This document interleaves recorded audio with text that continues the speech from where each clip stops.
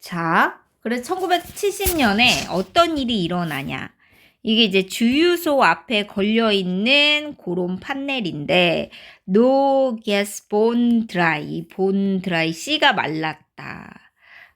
이 가스가, 우리가 이제 미국 같은 데서 이제 휘발유를 가스라고 이렇게 하잖아요. 그래가지고 이제 기름이 씨가 말랐다. 요런 거를 막 이렇게 붙여놓은 거죠. 왜냐면, 그때 무슨 일이 있었냐면 1970년대 중반에 오일 쇼크 들어봤죠? 석유 파동. 네. 요게 1, 2차 중동 전쟁의 여파로 이 산유국들이 담합을 해가지고 생산량을 감축시키면서 이제 유가가 미친 듯이 오르기 시작을 했는데, 그러면 이제 유가가 변동하는 게 아까의 총수요 총공급 그래프에 어떤 영향을 미치게 될까를 생각을 해보자면 뭘까요? 총수요, 그러니까 직접적으로 총수요와 총공급에 어디에 영향을 미치게 될까? 자, 어디에 영향을 미치게 되냐면 이게 유가가 얘들아 그 생산 비용에 엄청 영향을 많이 미치죠. 왜냐면 원유 자체가 대부분의 어떤 제품의 어떤 그 원료가 되니까. 그러니까 이 생산 비용 자체가 어떻게 되는 거야? 생산 비용이 엄청 늘어난 거죠. 그러면 생산 비용이 엄청 늘어나면은 그 물건을 만들어서 파는 생산자 입장에서는 이게 공급을 늘릴 요인이에요? 줄일 요인이에요? 그러니까 이게 막 이런 이슈가 있는 그 시장에 생산자들이 앞다투어 막 들어가서 생산을 늘릴까 아니면 빠져나오고 막 줄이고 그럴까를 생각을 해보면 생산 비용 인상은 생산자들한테 너무 부담이기 때문에 총 공급을 줄이게 되는 요인이 되더라라고 하는 거죠. 그러면 요 석유 파동 이슈로 어떤 일이 벌어지냐면 아까가 이제 색깔이 안 바뀌네. 왜 안 바뀌지?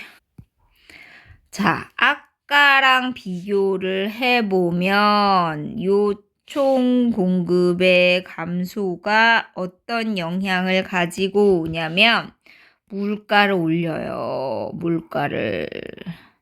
그리고 실질 GDP를 줄여요. 그러니까 경기 침체와 물가 인상이 동시에 일어나. 우리가 근데 물가 인상을 인플레이션이라고 하잖아요. 그쵸? 인플레이션. 그러면 경기 침체는 뭐냐면 스태그네이션이라고 하거든요. 그래서 이 두 상황이 최악의 두 상황이 동시에 일어난 걸 뭐라고 부르냐면 요거의 합성어인 거지. 스태그플레이션이라고 불러요. 경기 침체 속에 물가 인상.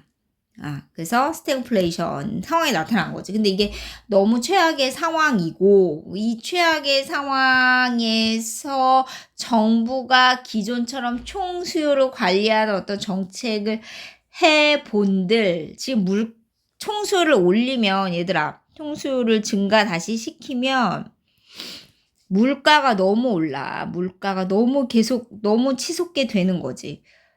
근데 이제 이 물가를 조금 이렇게 다운 시키고자 총수요를 줄이면 또 경기 침체가 너무 심각해지는 상황이 벌어지니까 이 정부의 개입이 그전처럼 그렇게 효과적이지가 못하게 된 상황이고 실제로 이렇게 경기가 안 좋게 돼버리니까 우리가 그 케인즈의 어떤 그 이론이 이렇게 경제 성장을 캐리하던 그 시절에 약간 불만을 꿍얼꿍얼 거리던 그 아담 스미스 지지자들이 이제 목소리를 내기 시작한 거죠. 그거 봐라. 정부가 개입하는 게 오히려 이 경제 문제를 더 어렵게 만들고 있다라고 하면서 정부 실패를 주장을 하게 되는 상황이 벌어졌다는 거죠.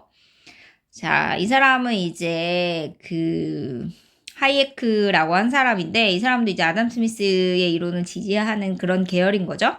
그럼 정부의 잘못된 경제 계획은 상황을 더 악화시킬 뿐이다. 이렇게 얘기를 하면서 선생님이 그 학습지 얘들아 밀턴 프리드만의 그 샤워실의 바보라고 하는 그런 내용을 예시를 들어놨는데 그러니까 어떤 느낌이냐면 우리가 샤워를 하러 들어갔을 때 이제 대개는 따뜻한 물로 샤워를 하잖아요. 완전 한여름 빼고는. 그러면 이제 따뜻한 물을 이렇게 나왔으면 좋겠으니까 뜨거운 물 쪽으로 레버를 쫙 돌린다는 거지. 뜨거운 물 쪽으로 그쵸? 그러면 이제 뜨거운 물로 확 틀었다고 해서 처음부터 뜨거운 물이 나오지는 않고 차가운 물에 점점 미지근해지는 과정에 있는데, 근데 이제 조금 있으면 뜨거워질 거 아니야. 근데 그때 정부가 레버를 다시 차가운 쪽으로 확 돌린다는 거죠. 그러면 이제 또 중간 과정에 살짝 적정 온도가 있겠지만 또 확 차가워질 거 아니야. 근데 그때 또 정부가 다시 돌려. 뜨거운 쪽으로 확 돌려. 그러면 또 좀 이따가 뜨거워. 이렇게 차가워. 뜨거워. 차가워. 막 이런 걸 하게 돼서 이게 결국은 어떤 자기가 딱 원하는 그러한 결과는 얻지 못하고 그 극단의 상황만 왔다 갔다 하면서 혼선을 빚는 어떤 그런 상황.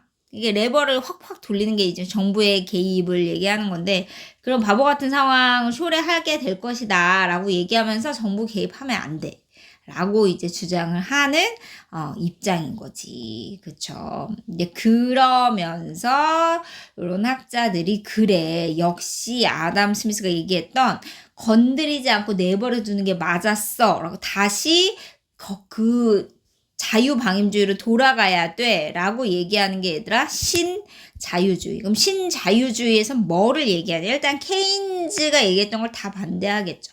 케인즈는 땅 파묻고 다시 덮고 땅 파묻고 다시 덮고 해서 결국은 사람들을 다 고용을 시켜야 소득이 생기고 또 소비를 하게 돼가지고 또 경제가 돌아간다 이렇게 얘기를 했는데 안 돼. 그거 다 세금 베이스인데 그거 안 돼. 그냥 자유롭게 개입하면 안 돼. 이렇게 얘기를 하는 거고요. 그리고 이제 공기업은 그 중앙정부나 지방정부가 이제 자금을 내어놓고 대부분의 지분을 소유하는 그런 기업을 얘기를 하는 거잖아요. 근데 이제 그러다 보니까 뭐 적자가 나더라도 세금으로 메꾸고 이런 것들도 있고, 그 공기업의 수장들도 정치인들이 대통령이나 이런 사람들이 안 치고 이런 게 있기 때문에 기본적으로는 되게 비효율적이다 이런 어떤 비판이 있는데, 그러니까 이것도 그냥 민간에 내어놓자. 이 기업을 민간에 팔자 이렇게 얘기하는 게 이제 공기업 민영화라고 하는 거고요.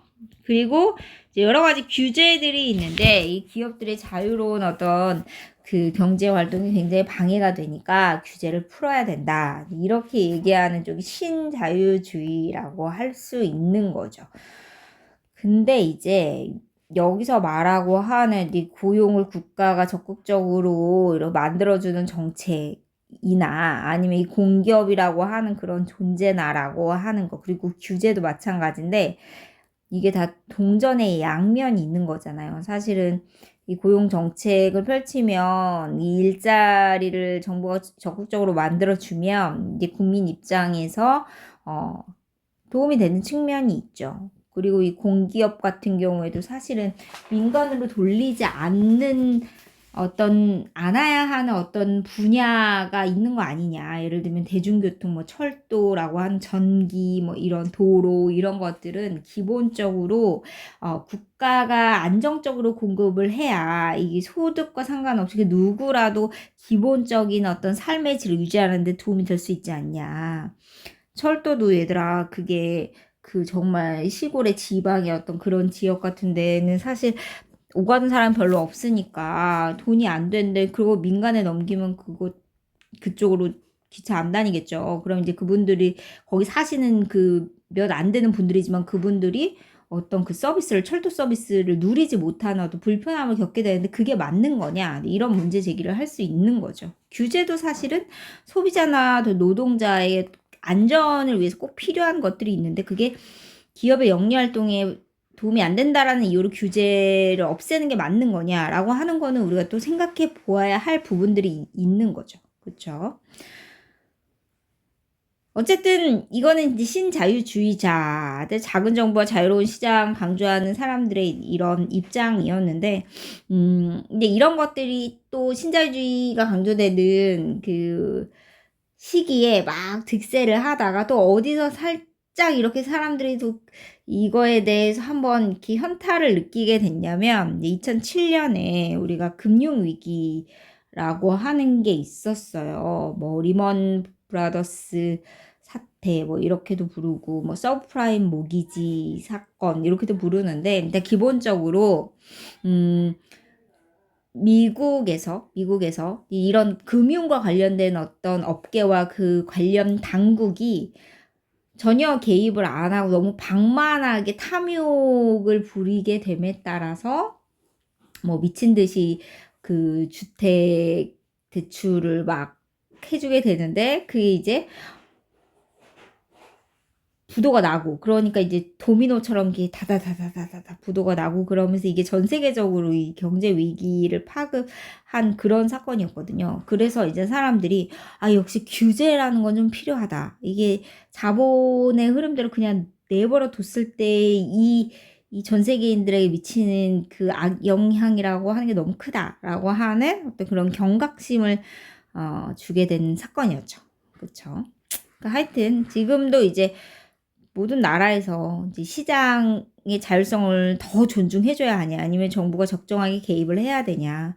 그래서 이제 북유럽 같은 나라는 정부가 많이 개입을 하고 있는 쪽이고요. 그리고 이제 미국 같은 나라는 이제 시장의 흐름에 맡겨야 된다. 이렇게 얘기는 하고 있는데 또 트럼프가 많이 개입을 하고 있긴 하죠. 자국의 이익을 위해서.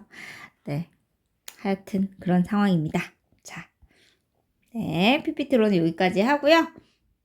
자, 그러면 이제 학습지 정리를 할게요. 이제 네, 빈칸만 채우면 됩니다. 선생님이랑 112페이지로 와서 우리가 19세기 독점 자본주의 이야기를 했잖아요. 그쵸? 그래서 요게 그 이후에 어떤 시장 실패로 나타난 대공황 이런 것들. 근데 얘들아 여기에서 일단 빈부격차를 지워야 돼요. 빈부격차 일단 지웁시다. 네, 일단 대공황, 뭐 독점 이런 것들 이제 시장 실패인데 독점이라고 쓰자. 독점. 그때 카네기 네, 이런 거 나왔던 거. 그러니까 자원 배분이 효율적이지 못하게 된 상황을 얘기하는 거죠. 이런 것들 때문에 이제 케인즈가 등장을 해서 좀 자본주의는 그대로 가져가는데 뭔가 수정을 크게 가한 거죠. 왜냐면 정부 개입하면 안 된다라고 이렇게 얘기를 했는데 정부 개입을 얘기했으니까 되게 큰 수정이었던 거죠.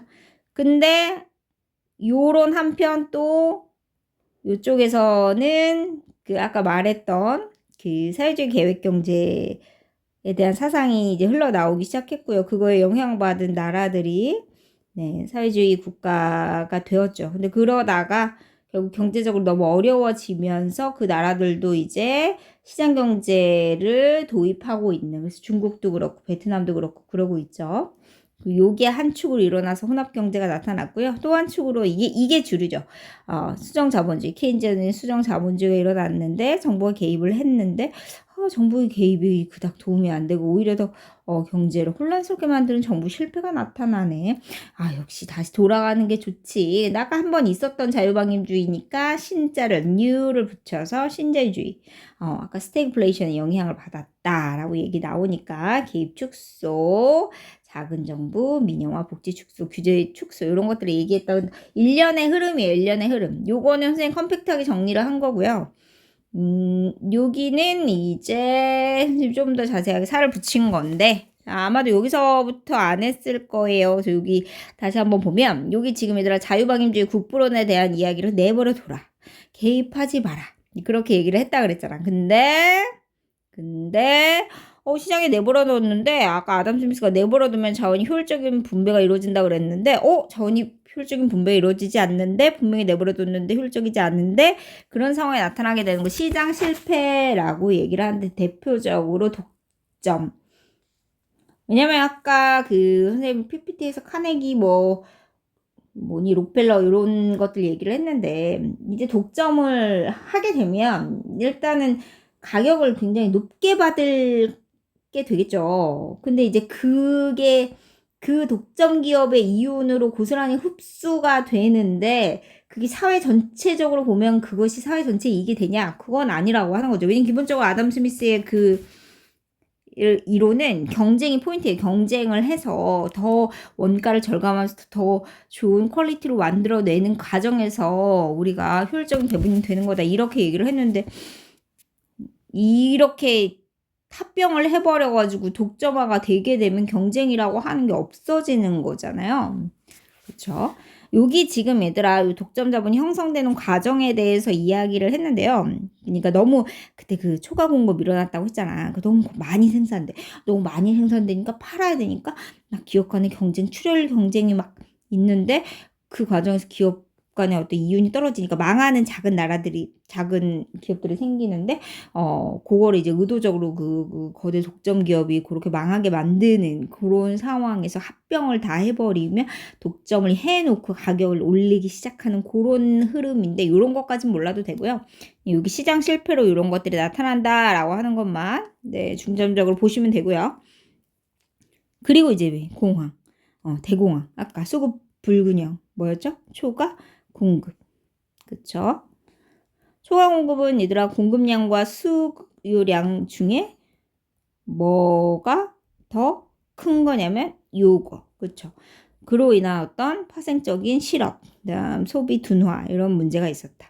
그리고 자원 배분이 효율적이지 못한 시장 실패와 별개로 시장 경제 체제의 문제점으로 사회 문제로서 노동자 인권 침해, 빈부격차, 환경 오염 심화 등이 나타났다라고 하는 건데 요런 흐름에서 이제 사회주의 이런 거에 대한 비판으로 사회주의 대두됐다. 이거 읽어보세요. 그러면서 이 시장 경제 체제를 부정하는 자본주의 경제 체제를 부정하는 사유재산을 부정하는 국 공유화, 재산 몰수, 지주 재산 몰수 막 이렇게 얘기했잖아요. 중앙정부 계획에 의해서 움직여야 돼. 형평성 추구해야 돼. 근데 이제 이게 굉장히 능률적이지 못한 결과를 가져왔고 불합리성도 증가해서 성장이 굉장히 저조했고 그래서 어쩔 수 없이 경제적으로 너무 어려우니까 자유시장 경제 체제를 일부 수용하게 되었더라라고 하는 거죠. 자, 그러면서 요 축으로 또 다른 결로 자본주의에서 수정이 일어나는 케인즈 이론에 대한 내용 요거 읽어보시고요. 선생님 아까 말로 설명했습니다. 자, 정부 개입 동안 얘들아 기억 이용 뭐냐면 고용 창출. 고용을 창출해서 소득이 생기면 이 소득을 베이스로 해서 뭔가를 살고 싶어자 하는 욕구, 이걸 이유수요라고 해요. 우리가 내가 지금 저 강남의 100층 빌딩을 사고 싶어. 우리가 이렇게 생각하는 건 이유수요가 아니야. 왜냐면 우리는 그럴 돈이 없으니까. 너네는 있을 수도 있지만 선생님 없으니까. 근데 만약에 이런 돈을 가지고 있는 상태에서 뭔가를 사고자 하는 게 이유수요거든요. 그러니까 이유수요가 있으려면 소득이 있어야 돼. 그래서 소득이 있으려면 고용을 창출해야 돼. 라고 하는 게 이제 케인즈의 주요 이론의 키인데 그럼 이렇게 요소를 진작시키면 이거를 증가시키면 이 사람들이 물건을 사게 될 거고 그러면 또 생산도 늘 거고 초과 공급분이 없어질 거고 그렇게 해서 문제를 해결할 수 있다 이렇게 얘기를 하는 거죠. 우리 뉴딜 정책 얘들아 그 루즈벨트 대통령 때 막 대규모 댐 후보 댐 막 건설해가지고 막 노동자 엄청 고용하고 이런 것들이 이제 전형적인 고용 창출 완전 고용 정책 이런 거죠. 정부가 일단 개입을 해야 된다는 거지. 정부가 일을 만들어줘야 된다라고 하는 거죠. 그럼 자유방임주의는 포기한 거죠. 소국국가, 약영국가 완전 다른 형태가 나타난 거야. 자, 그 아래 얘들아 요거 그냥 선생님 읽어보라고 이렇게 얘기를 했는데요. 그냥 되게 너무 어렵게 생각할 것 같아서 시험에는 안 나온다라고 하는 차원에서 이렇게 X를 그어놓긴 했는데 그냥 이렇게 생각하면 돼요. 우리가 조선시대 실학자 박재가 선생님께서 너무 저축을 하면 저축만 한다고 우리가 나라가 잘 사는 건 아니야 라고 하면서 소비를 해야 돼 이렇게 얘기를 했잖아요. 그러니까 그런 느낌으로 케인즈도 이렇게 얘기를 했다라고 하는 거죠. 자, 필립스 곡선 얘기했고요. 자, 그러다 아까 1970년대 원유 폭등으로 스태그플레이션이 나타나면서 정부 개입으로도 문제를 해결할 수가 없고 문제가 더 심각해지네라고 나타난 게 정부 실패. 그러니까 이 시장 실패 개선하려고 정부 개입이 처음엔 좋다고 했는데 이게 도움이 안 되네라고 하는 게 정부 실패인 거죠. 근데 이거에 이 정부 실패를 강조하는 입장, 국가의 적극 개입에 이제 반대하는 입장, 그러니까 정부 실패를 강조한다는 게 요 입장이잖아요. 그럼 이제 뭐라고 얘기하냐? 야, 정부 개입은 기본적으로 세금 쓰는 거니까 이거 너무 세금 부담이 크다. 이 세금을 진짜 싫어하는 게 생산 동력을 뺏는 거다. 기업이 법인세를 내? 그러면 특히 기업이 법인세를 내? 그러면 사실 그 돈을 투자를 해야 되는데 그 돈으로 세금을 하면 성장 동력이 떨어진다. 이러면서 되게 싫어했죠. 그리고 관료라는 건 기본적으로 되게 유연하게 상황 변화에 유연하게 이러한 사고를 할 수 있는 사람들이 아니야. 굉장히 원칙적으로 고지고대로 약간 경직적으로 생각한 사람이야. 그러니까 그렇게 딱 적재적소에 어떤 판단을 내리기가 어려워. 그리고 정책 시차라고 하는 게 필연적으로 발생할 수밖에 없다. 예를 들면 얘들아, 경기가 이렇게 좋았다가 나빴다가 좋았다가 나빴다가 이 호황과 불황을 거듭하는 어떤 이런 흐름이 있어, 주기가 있어. 근데 이 사람들이 얘기를 하기는, 야, 봐라, 지금 잠깐만, 만약에 정책 당국에서 아이고 자, 정책 당국에서 경기가 너무 안 좋네, 이렇게 판단을 했어요. 근데 그러면 정부가 뭔가 개입을 해야겠어. 어떤 개입이 좋을까? 막 관료들끼리 모아서 회의도 하고 막 그렇게 하면서 막 필요하다면 법도 만들고 뭐 정책도 만들고 그런 과정을 다 거치면 이게 그냥 내버려 두면 이 바닥을 치면 가격도 떨어지고 그래서 이렇게 경기가 점점 올라가서 또 너무 경기가 떴다 싶으면 자기가 알아서 이렇게 가라앉고 이런 흐름이 있는데, 근데 정부가 인위적으로 개입을 하면 그 사이에 요기 시점에서 출발을 했다고 하더라도 이 정책을 막 만들고 막 법안을 통과시키고 요 과정에서 이미 시간이 흘러서 정책의 효과가 요때 발생된다는 거죠. 요때 발생해서 이 경기를 확 띄우는 정책을 하게 되면 오히려 이렇게 뛸 수가 있어요. 근데 이렇게 되면 무슨 문제가 생기냐면 이게 경기가 이렇게 뜨면 오히려 이 저점과의 이 갭이 더 커지게 되는데 이게 오히려 더 경제를 불안정하게 만들 수 있다 라고 하면서 이런 게 문제가 된다라고 하는 게 이제 정책 시차에 대한 이야기고요. 그리고 이제 이익 집단, 자기의 이익을 위한 어떤 이익 집단들이 로비나 이런 것들을 해가지고 부패 막 이런 것들 초래할 수 있고, 사람들한테 막 너무 이렇게 그 실업급여라든지 아니면 사회복지 정책을 많이 해준 사람들이 일을 안 한다, 복지병 이런 걸로 인해서 오히려 정부의 개입이 효율적인 자원 배분을 어렵게 한다라고 주장을 하면서가 다시 내버려둬야 돼 이렇게 얘기를 하는 거죠. 지금 국가의 적극 개입 반대하는 입장이 얘들아 신자유주의, 그쵸? 어떻게 시장에 맡겨야 돼. 경쟁을 하기 위해서 시장의 효율성을 증대시켜야 돼. 그러면서 아까 선생님이 얘기했던 거. 근데 이제 이런 것들이 또 양극화 심화시키고 또 공룡 기업 만들어서 독점하고 환경 파괴 심화하고 막 이런 문제가 또 있죠. 그래서 이런 흐름까지 해서 124쪽까지 그 다음에 요거 빠르게 정리를 해볼게요. 이걸로 마지막으로 정리를 하면 돼요, 얘들아. 그쵸? 요렇게 얘는 우리 지난번에 한 번씩 다 했던 거잖아요. 그쵸? 이렇게 그리고 가격, 국가 계획, 각각의 문제점까지 이제 추가로 배운 거고요. 이제 혼합은 이 시장 경제가 더 크게 나타나는 나라에선 시장 실패 문제가 더 크겠고, 계획 경제 더 크게 나타나는 데는 정부 실패가 더 크겠고, 그렇겠죠. 자, 우리나라 경제 체제 기본적으로 시장 경제 기반으로 일부 요소 도입하는 119조 1항은 시장 경제 체제였고요. 근데 얘는 이제 규제 조정, 그러니까 계획 경제. 선생님이 지금 어떤 반에서는 요거 119조 2항을 좀 뜯어가지고 시장경제, 계획경제 이렇게 해줬는데, 그렇게 다 이렇게 119조 2항을 뜯어가지고 나오는 문제보다는 전반적으로 이렇게 나오는 문제들이 많아서 그냥 119조 2항은 계획경제적 측면이 많이 나타나는 조항으로 이렇게 정리를 할게요. 자, 우리 독점 규제 공정거래에 관한 법률. 요것도 마찬가지로 이것도 소비자 보호하고 균형 있는 발전 도모하기 위해서 또 규제를 하고 있는 거기 때문에 계획 경제적인 특징이 더 많이 나타나고 있는 그런 법이라고 생각하시면 되고요. 북한은 헌법에 우리가 그때 얘기했듯이 계획경제적인 측면이 사회주의, 그쵸?